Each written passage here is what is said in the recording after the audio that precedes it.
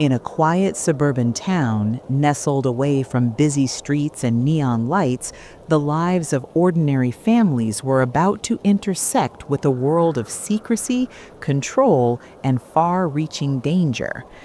Emily Sanders had always been curious, adventurous, and willing to explore new spiritual practices.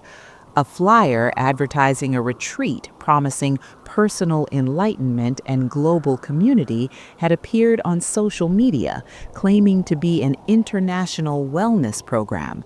Its origin was overseas, but it radiated professionalism. Glossy photos, testimonials from participants around the world, and an alluring promise of belonging. What Emily and countless others did not know was that this retreat was far from innocent. Behind the polished exterior was a foreign cult with a meticulously constructed facade designed to attract Americans willing to travel far from home for meaning, belonging, or escape.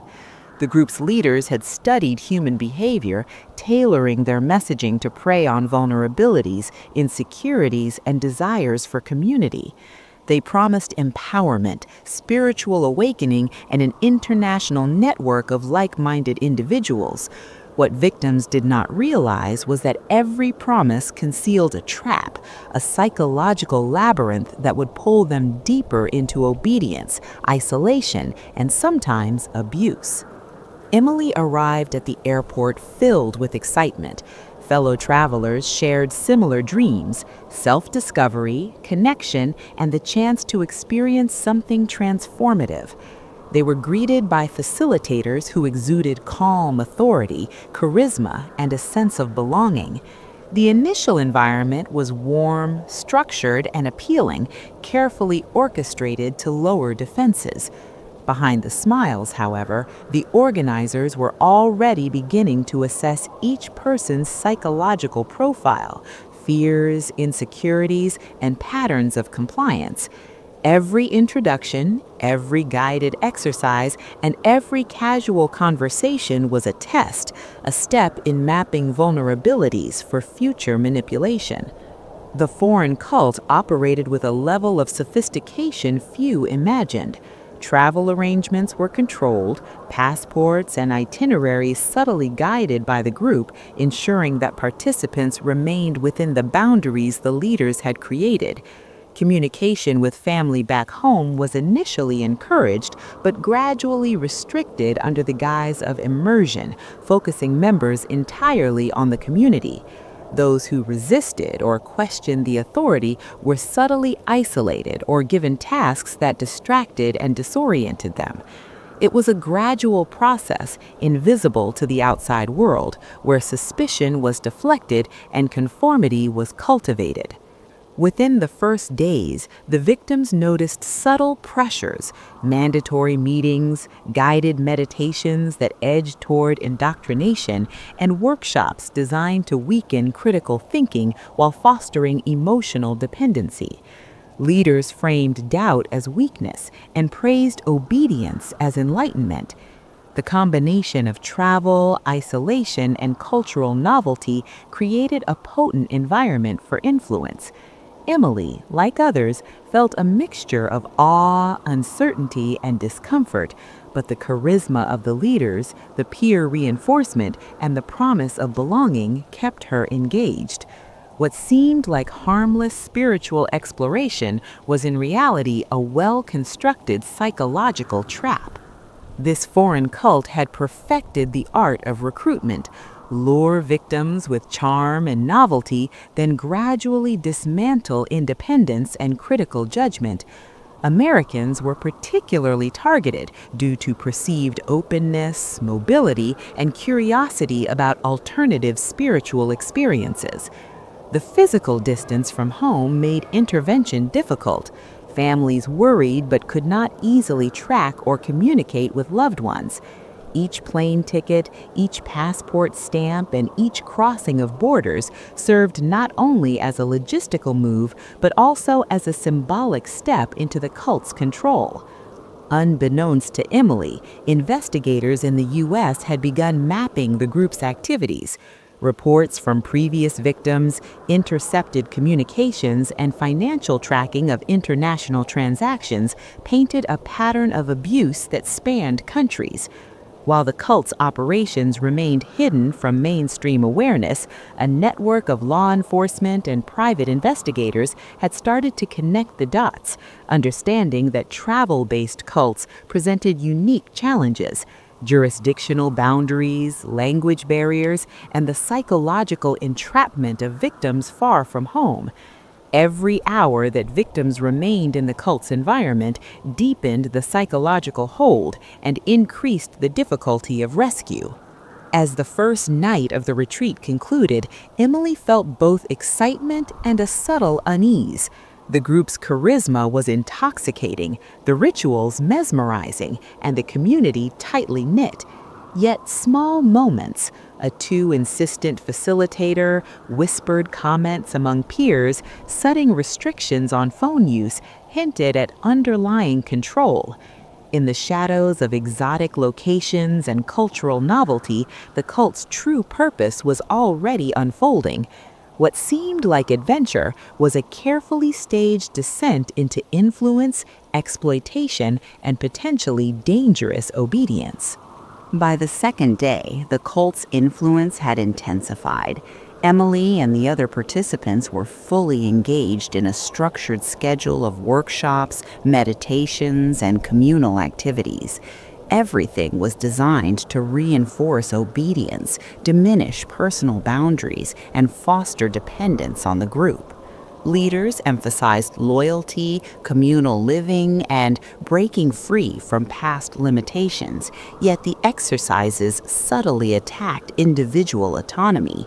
Members were encouraged to share personal fears and secrets in group settings, which were then used to manipulate, shame, or reward compliance. Psychological tactics were precise: praise for conformity, subtle humiliation for resistance, and social reinforcement to pressure even skeptical individuals into submission. Communication with the outside world had been reduced. Emails home were monitored, phone usage controlled, and digital devices sometimes confiscated under the guise of immersion. This isolation heightened the sense of belonging to the group and created an environment where victims like Emily became more reliant on the leaders for guidance, approval, and emotional stability. She began noticing that her free thought was subtly questioned, while conformity was celebrated. Every activity had multiple layers of psychological influence. Guided meditation, group rituals, and even shared meals were orchestrated to cultivate loyalty. Victims were not physically coerced, but the manipulation was insidious. Leaders studied emotional responses, assigning tasks that amplified guilt, fear, or dependency. Newcomers were constantly observed, their choices recorded, and behavioral patterns noted. Emily began noticing that subtle rewards, affirmations from leaders, group recognition, and small privileges created an addictive loop. Compliance was no longer a conscious choice, but a conditioned response, reinforced through praise, attention, and selective approval. Resistance, on the other hand, was met with social exclusion, disapproval, or subtle psychological pressure that induced anxiety. The cult's foreign location allowed an additional layer of control. Cultural and language barriers made participants hesitant to challenge authority or seek help. Local authorities were unaware or uncooperative, often seeing the retreat as a legitimate tourism or wellness venture. This geographical distance provided the cult with impunity. Victims were effectively trapped within the social and physical environment, their access to help limited. Travel, once liberating, became a tool of entrapment, with distance from family and familiarity serving as leverage for obedience. Meanwhile, the U.S.-based investigators were analyzing financial transactions and travel itineraries. Credit card usage, airline tickets, and accommodation bookings revealed patterns connecting multiple victims. The international scope of the cult complicated jurisdiction, but persistent surveillance and collaboration with foreign authorities began building actionable intelligence. Each piece of evidence, flights, receipts, messages, painted a map of influence, exploitation, and cross-border manipulation. It became clear that the cult's operations were not isolated, but systematic, targeting Americans far from home to exploit legal, cultural, and psychological vulnerabilities. Emily started to feel the first cracks in her sense of autonomy. The leader's charisma, combined with social isolation and carefully timed psychological reinforcement, created internal conflict, excitement about belonging, and fear of questioning authority. She began internalizing group ideology, believing that the outside world might not understand the truth the cult had revealed. This shift, known to investigators as the indoctrination stage, was precisely what allowed cults to exert control without physical coercion. Every day in the retreat deepened her entanglement, making eventual extraction more complex and dangerous. As the weeks passed, Emily and the other participants began to realize that the retreat's true scope extended far beyond the picturesque compound where they had first arrived. What had seemed like a short-term spiritual journey transformed into a meticulously controlled, long-term environment designed to deepen dependence, manipulate behavior, and isolate participants from the world they had once known. Each day was structured with precision: workshops, communal meals, meditation, and ritualistic exercises, all designed to reinforce loyalty and obedience. Leaders framed these routines as pathways to enlightenment, but beneath the polished exterior lay a carefully orchestrated system of psychological entrapment. The foreign cult relied on travel as a tool for influence. Emily and several other Americans were now being encouraged or subtly coerced into visiting additional sites across the globe, each chosen for its seclusion and symbolic significance to the group's ideology. Flights were booked under the guidance of the cult's coordinators, hotels were pre-selected to minimize outside interaction, and all transportation remained under subtle supervision.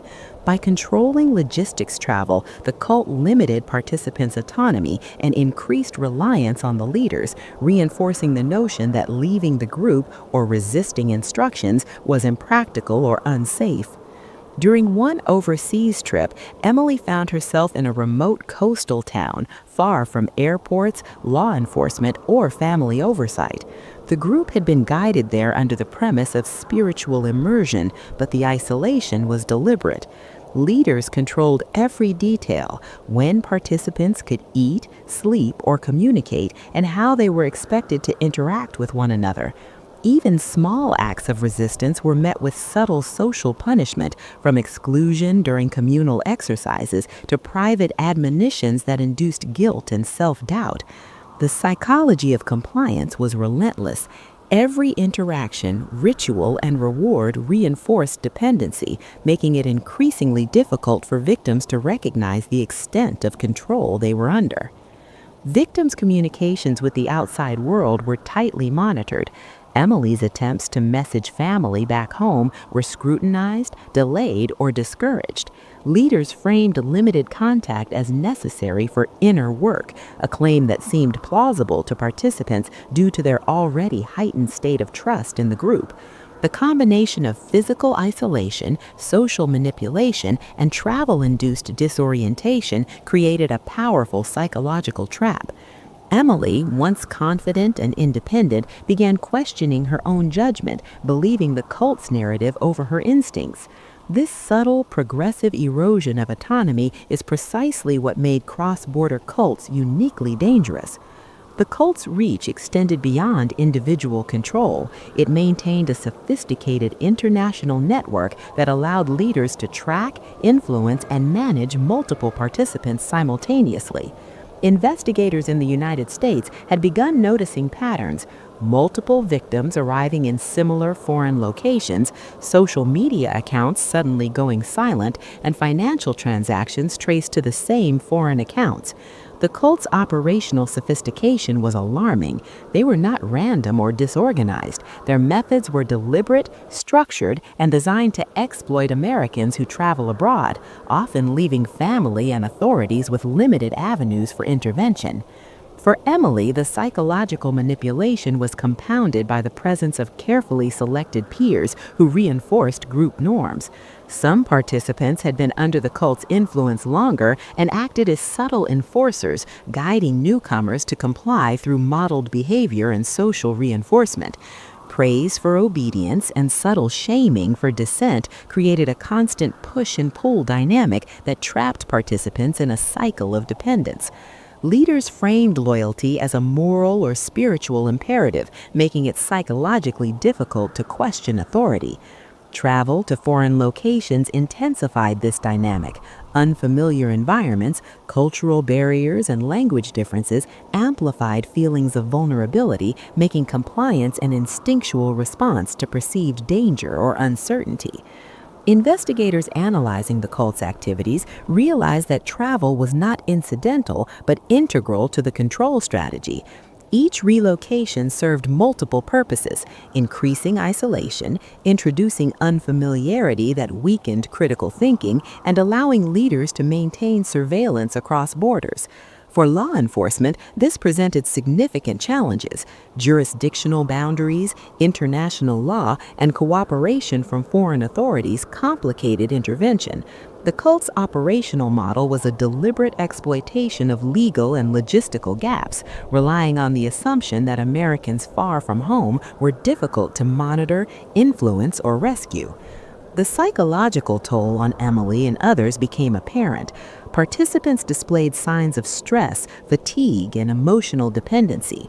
Sleep schedules were regulated under the guise of energy alignment or ritual preparedness, while constant engagement in communal activities prevented reflection or independent thought. Leaders skillfully alternated between warmth and subtle threat, creating an environment where participants craved approval and feared disapproval.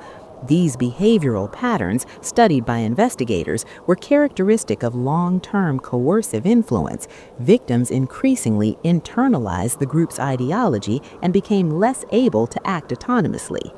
Meanwhile, investigators continued mapping the network from the U.S., using financial transactions, airline manifests, and social media activity to predict the cult's movements. Digital breadcrumbs left behind, ticket purchases, online communication patterns, and recurring travel routes allowed analysts to track victims and anticipate future relocations. Coordination with foreign agencies became essential. Investigators shared intelligence across borders, noting the cult's pattern of exploiting tourism and spiritual seeking trends among Americans. Each successful trace provided actionable leads, allowing authorities to build a comprehensive picture of the organization's reach, methods, and influence. The cult's leaders, aware of the potential for scrutiny, employed countermeasures, instructing participants to destroy personal devices, using encrypted communication channels, and limiting the visibility of public-facing operations. Yet every strategic layer introduced vulnerabilities. Predictable travel patterns, repeated use of certain service providers, and consistent psychological manipulation left traces that trained investigators could exploit. Emily's every flight, hotel check-in, and movement across the foreign country became part of a pattern that slowly revealed the cult's operational footprint. Within the group, pressure intensified as leaders pushed participants to deeper levels of commitment. Emily found herself attending late-night sessions where confessions, admissions of loyalty, and ritualized obedience were demanded. Refusal or hesitation was subtly punished by peer disapproval or implied spiritual consequence. Over time, the line between voluntary participation and coerced compliance blurred. Victims were psychologically tethered to the cult, unable to discern where choice ended and manipulation began. This sophisticated entrapment extended across borders, exploiting both physical distance and the psychological vulnerability induced by travel.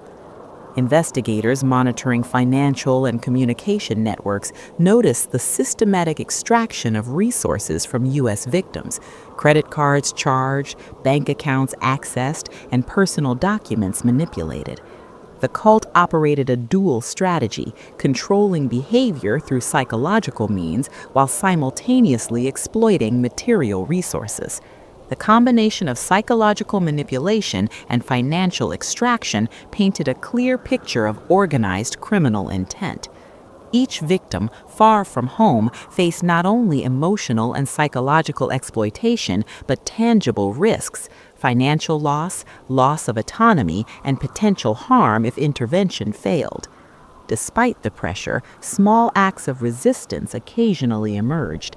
Emily, during moments of solitude, began recognizing inconsistencies in the cult's narrative and questioning her experiences. Investigators relied on these moments, analyzing behavioral patterns for signs of emerging dissent or escape potential. Such signs, although subtle, were critical. Victims who retained some sense of independent judgment were more likely to respond to carefully orchestrated intervention strategies. The challenge for authorities was ensuring that rescue efforts would be timely, safe, and effective, considering the physical isolation and international scope of the operation. By the end of this phase, the cult had fully implemented its multi-layered system of control: isolation through travel, psychological dependency, peer reinforcement, and restricted communication. Victims like Emily were fully immersed, far from their families and familiar surroundings, yet investigators had mapped every movement, transaction, and digital interaction. The next stage, intervention, would require delicate coordination across borders, combining field operations with real-time monitoring, behavioral prediction, and international legal collaboration. The groundwork had been laid, both by the cult in entrapment and by investigators in strategy. Emily's realization, however faint, that she was caught in a manipulative and coercive environment would soon intersect with the external pressure of law enforcement closing in. Every flight taken, every hotel visited, every restricted communication and enforced ritual had not only deepened her entanglement, but also left digital traces. These traces, invisible to the cult but visible to trained investigators, were about to become the roadmap for her rescue and the dismantling of a criminal network that exploited Americans far from home. The stage was set for confrontation, victims deeply indoctrinated, leaders confident in their control, and investigators closing the gap across continents. Travel, isolation, and psychological manipulation had brought Emily and others to the brink of full dependency, but the invisible web of surveillance, analysis, and strategy created by U.S. authorities was ready to intervene. The coming days would transform months of digital observation, cross-border intelligence, and behavioral analysis into tangible action, bringing victims back from the psychological and physical confines of the cult's reach. While Emily and the other participants remained deeply immersed in the cult's foreign operations, a parallel effort was unfolding thousands of miles away in the United States. A specialized task force combining federal investigators, cybercrime experts, and private operatives had been monitoring the cult for months. Patterns began to emerge: international travel logs, social media inactivity, intercepted communications, and financial transactions painted a clear picture of a sophisticated network designed to ensnare Americans far from home. Each step the cult took to exert control inadvertently created digital and logistical footprints that investigators could follow. Detective Marcus Holloway, the lead on the U.S. side, understood the complexities of cross-border intervention. Traditional law enforcement methods were insufficient. The network operated across jurisdictions, exploited cultural and legal loopholes, and leveraged technological sophistication to obscure activity. Each layer of psychological manipulation, ritualized obedience, peer reinforcement, isolation, and restricted communication complicated the identification and extraction of victims. Yet Holloway knew that by meticulously analyzing data, patterns could be predicted and intervention could be precisely timed to maximize safety and success. Investigators had identified key nodes in the network: travel agencies contracted by the cult, hotels and compounds where victims were held, financial accounts that supported operations, and communication channels used to control participants. Each connection became a piece of the puzzle, revealing the broader operational structure. Digital surveillance of flight itineraries, email traffic, and social media activity enabled analysts to anticipate where victims might be at any given moment. Coordinating with international authorities was essential, requiring careful negotiation and legal preparation to ensure that any action would comply with foreign law while maintaining operational secrecy. The team began by mapping every known victim's journey. Emily's movements, for example, traced a predictable pattern: initial arrival at the coastal retreat, followed by a series of excursions to isolated international sites chosen for their remoteness and symbolic significance. Investigators cross-referenced travel dates with financial data, intercepted communications, and reports from previous victims. This triangulation allowed the team to build a highly accurate map of the cult's operational footprint, revealing both the psychological and logistical architecture of control. Every hotel, compound, and retreat center became a node in the network, each vulnerable to intervention if approached strategically. Holloway convened a coordination meeting with international partners. Experts from cybercrime units in Europe and Asia provided insight into local regulations, communication channels, and cultural norms that could influence operational success. They discussed surveillance methods, extraction procedures, and legal strategies, creating a comprehensive plan to neutralize the cult's influence and recover victims safely. Timing was critical. The longer victims remained under control, the deeper the psychological entrenchment and the more complex the extraction became. The team emphasized patience, precision, and discretion. Any misstep could alert the cult, potentially endangering the victims. Meanwhile, cyber analysts focused on digital traces left by the cult. Encrypted messages, VPN usage, and coordinated social media patterns were meticulously deconstructed. Subtle errors by the cult, reused encryption keys, predictable communication schedules, and recurring travel routes provided investigators with actionable intelligence. Each trace offered insight not only into operational logistics, but also into the psychological tactics being used on victims. Analysts could predict when leaders would convene meetings, isolate individuals, or reinforce obedience, allowing the team to plan interventions at moments when compliance could be disrupted with minimal risk. The psychological component of the investigation was equally critical. Behavioral experts studied previous cult victims, identifying common patterns of compliance, dependence, and subtle resistance. Emily's responses, recorded through limited communication and observation, mirrored these patterns: initial awe and acceptance, gradual internalization of group ideology, and moments of self-doubt or questioning that indicated potential for intervention. Understanding the psychology of the victims allowed investigators to design extraction methods that would minimize trauma while maximizing the likelihood of successful disengagement from the cult's influence. Field teams were prepared to act when digital and logistical signals indicated the optimal moment. Local law enforcement in foreign countries, briefed on the cult's operations but unaware of the precise timing of intervention to avoid tipping off leaders, coordinated with Holloway's team. Surveillance of hotels, compounds, and transportation nodes was established. Covert cameras and mobile tracking provided real-time updates on the cult's movements, ensuring that intervention would be precise and controlled. Every action was calculated, from entry points to extraction routes, and contingency plans accounted for potential resistance, attempts to flee, or psychological distress among victims. As investigators closed in, the cult's leaders exhibited signs of awareness and caution.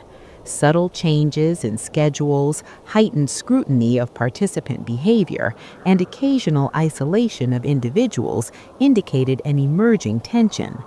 Leaders had long relied on predictability and obedience, but the invisible presence of investigators disrupted their control. The task force capitalized on this, monitoring these adjustments to predict further moves, identifying vulnerabilities, and planning precise interventions. The psychological pressure the leaders unknowingly faced mirrored the control they exerted on victims. Every action scrutinized, every deviation noted, and every decision anticipated.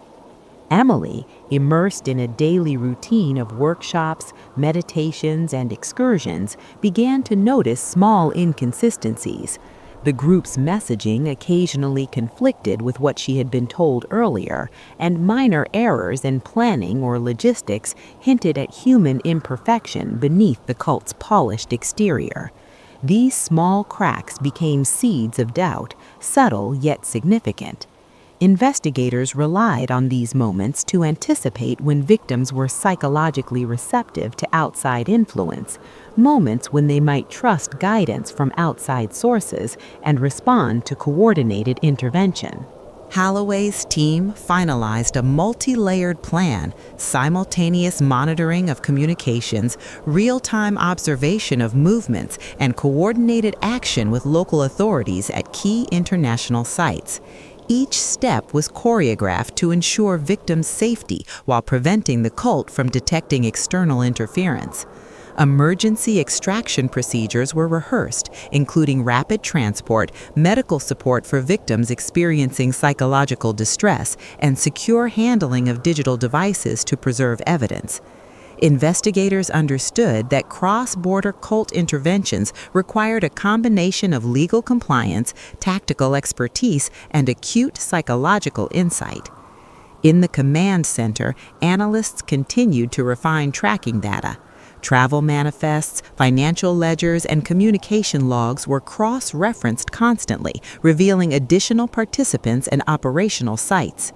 The network scale was staggering: multiple foreign retreats, travel nodes, and logistical hubs, all interconnected by a psychological framework that maintained control over victims across continents. The investigators' challenge was not only to reach the victims, but to dismantle the entire operational network without allowing the cult to regroup or relocate. As the operation approached its critical phase, the tension among investigators was palpable.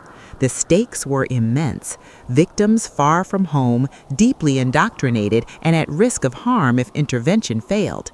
Every decision, from timing to method, from communication to transportation, was scrutinized for potential consequences. Months of patient observation, cross-border collaboration, and digital intelligence gathering had brought the team to this moment. Success required precision, coordination, and an understanding of the delicate balance between intervention and victim autonomy. At the same time, Emily's small but growing sense of skepticism marked a turning point. Investigators counted on these subtle signals of emerging autonomy: slight hesitation during obedience exercises, private questioning of leaders, and private communications with fellow participants showing doubt. These indicators suggested that, although deeply influenced, victims still retained the capacity to respond positively to intervention. The timing of action would exploit this fragile psychological opening, guiding victims back to safety before control became absolute. The plan was set. International cooperation, digital forensics, behavioral analysis, and tactical preparedness converged into a coordinated operation designed to rescue victims from foreign manipulation. Holloway understood that the next steps would transform months of invisible work into visible action. The cult's physical and psychological control would be confronted directly, leveraging the investigative team's preparation, intelligence, and foresight. For Emily and the other victims, the approaching intervention would mark the beginning of liberation, a return from isolation, indoctrination, and exploitation towards safety, autonomy, and justice. Dawn had not yet broken over the foreign coastline, but Detective Marcus Holloway and his international team were already in position. Months of careful intelligence gathering, cross-border coordination, and psychological analysis had led to this moment, the extraction of victims from a foreign cult whose influence had stretched across continents. Each investigator understood the stakes. Any misstep could endanger Emily, the other Americans, or even alert the cult's leaders. Every detail, from timing of entry to communication sequences, had been meticulously rehearsed to ensure precision and safety. Emily was still deeply immersed in the cult's daily routines, unaware that her world was about to be disrupted. She had begun to notice inconsistencies in the group's messaging, subtle errors in the leader's instructions, and the moments of doubt that investigators had been monitoring. These fissures in indoctrination created a critical window of opportunity, a moment when victims were psychologically receptive to guidance and extraction. Holloway's team had analyzed this period carefully, ensuring that intervention would occur when compliance with the cult could be safely disrupted without trauma or resistance. Field agents positioned themselves discreetly outside the retreat. Cameras monitored entrances, exits, and corridors, providing live feeds to the command center where Holloway coordinated every move. Digital analysts continued to track encrypted communications, ensuring that no new instructions from the cult could preempt or disrupt the operation. The cult leaders, confident in their control, were unaware of the invisible web of surveillance and planning closing around them. The tension was palpable. Months of investigation now converged into a single coordinated intervention that required both precision and restraint. Inside the retreat, Emily followed the usual routine: meditation, group exercises, and communal meals. Leaders reinforced obedience, praising compliance and subtly shaming those who hesitated. Yet small signs of vulnerability persisted. Holloway and his team had noted these patterns: fleeting glances, whispered doubts, and subtle deviations from ritualized behavior indicated that the victim's autonomy had not been entirely extinguished. These were the signals that would guide the timing of the extraction. Suddenly, at a prearranged signal from the command center, field agents moved into position. Doors were secured, escape routes monitored, and communications controlled. The operation was designed to be rapid yet invisible, minimizing psychological shock for the victims. Leaders, sensing no immediate threat, continued routines while the team quietly prepared for the decisive intervention. Holloway monitored the live feeds, coordinating movement with precision, ready to respond to any unexpected resistance or complication. The first contact with victims was subtle. Agents approached Emily and the others during a supervised group activity, presenting themselves not as external enforcers, but as facilitators ensuring safety and guidance. This approach was critical. Victims under deep psychological control often react with fear, resistance, or distrust if confronted abruptly. Using carefully rehearsed communication strategies, investigators engaged with Emily and other participants, affirming her autonomy, validating her doubts, and gradually leading her toward the extraction route. The psychological framing was as important as the physical extraction itself. Simultaneously, other field agents discreetly secured the cult's operational infrastructure. Communication devices, financial records, and travel documentation were collected as evidence, ensuring that the leader's network could not immediately regroup.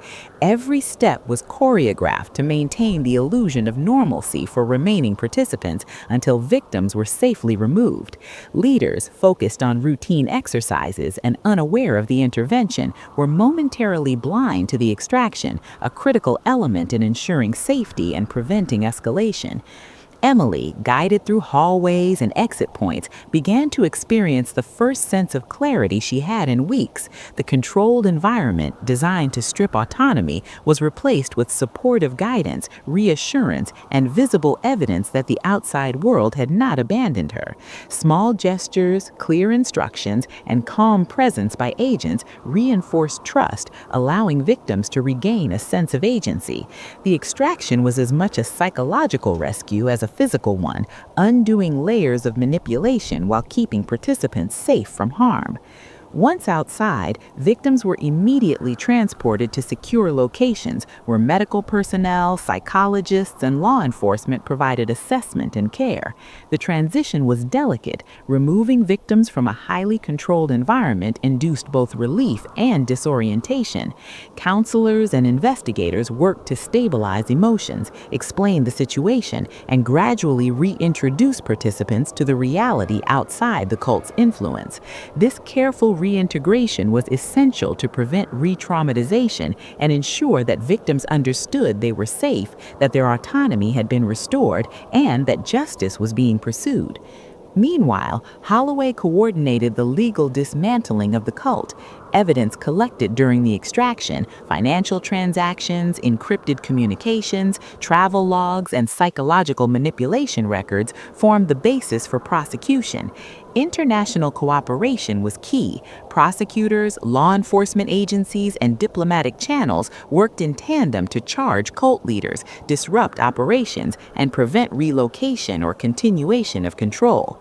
The operation was not only a rescue, but a legal and logistical strike against a network exploiting Americans abroad. The cult leaders, confronted with the sudden removal of victims and the seizure of operational infrastructure, faced the reality of accountability for the first time. Years of psychological manipulation, control over travel, and financial exploitation were now documented and undeniable. Their aura of invincibility shattered under the combined pressure of legal intervention and tactical precision. The psychological collapse of leadership, once an abstract possibility, became a critical component of dismantling the network, ensuring that recovery for victims would not be hindered by retaliation or relocation. Back in the United States, families received word of the rescue. Relief and disbelief mingled as they reunited with loved ones, grateful for the precision, planning, and courage of the investigative teams. Victims like Emily began the long process of recovery, therapy, and debriefing. The psychological impact of international cult exploitation was profound, yet the careful extraction, legal follow-up, and ongoing support provided a foundation for rebuilding autonomy and trust.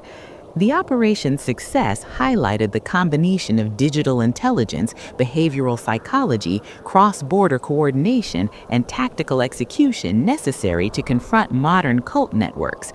Months of patient observation, mapping travel patterns, analyzing communications, and anticipating psychological responses culminated in a single precise operation that neutralized threats, rescued victims, and dismantled the cult's operational structure.